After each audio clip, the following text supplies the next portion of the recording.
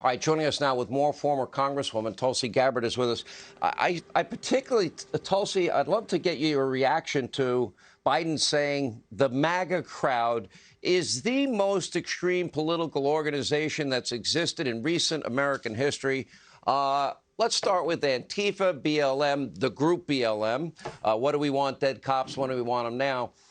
Well, you're a Democrat. How do you react to that? Because it's obviously ridiculous. It's worse than ridiculous, Sean. It is absolutely despicable and outrageous.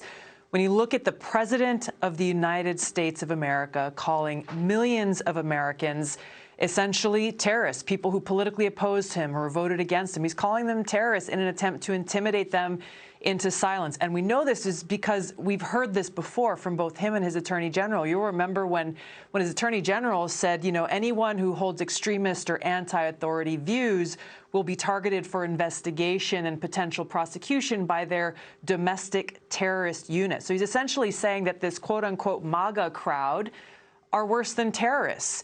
This is outrageous. And so for every American who's watching, every American who's seen this, no matter how you feel about the MAGA crowd, this is an authoritarian assault on our freedom, and we need to stand together very strongly against this attempt to intimidate and silence anyone who holds political views that are different from or opposed to what this president and his administration are furthering. This is an assault on our democracy.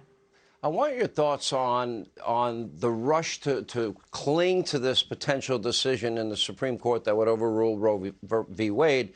Number one, Joe Biden supported a constitutional amendment to get rid of it. Interesting, he's not been asked the question. Ruth Bader Ginsburg pretty much saying and arguing what I had said all my career, which I thought it was bad law. It'll be returned to the states. Abortion is not going to be unavailable or illegal in America. So they're demagoguing that issue. I'm arguing the reason they're doing it is because they don't have anything else that they can run on and say, hey, we did this, this, and this, and we're all better off because of it. Am I wrong? Well, I think when you look at the different efforts to assault our freedom and democracy, it continuously points to the fact that they're afraid of the people. They're afraid of us. They're afraid of this question being put to the people through their state legislatures, for the people's voices to be heard. I think it's also critical to point out that this leak sets a very, very dangerous precedent for our Supreme Court for three important reasons. Number one is, first of all, this person is a thief who stole this information, released it with a very specific intent to try to incite protesters and intimidate and pressure our Supreme Court justices to make a political decision rather than a decision that is based on the Constitution.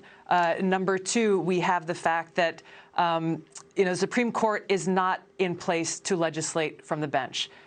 People's representatives at the state level, at the federal level, are charged to make laws, not the Supreme Court. The Supreme Court needs to make decisions based on the Constitution. And the Department of Justice, lastly, needs to go and prosecute this crime, which is exactly what it is, and make an example out of the person who leaked this information, because our Supreme Court justices cannot operate under the fear that they will have partisan political activists in their house intimidating and threatening their ability to do their job per the Constitution. And there was apparently Justice Alito was supposed to give remarks at an event, and he had to cancel, and we know why.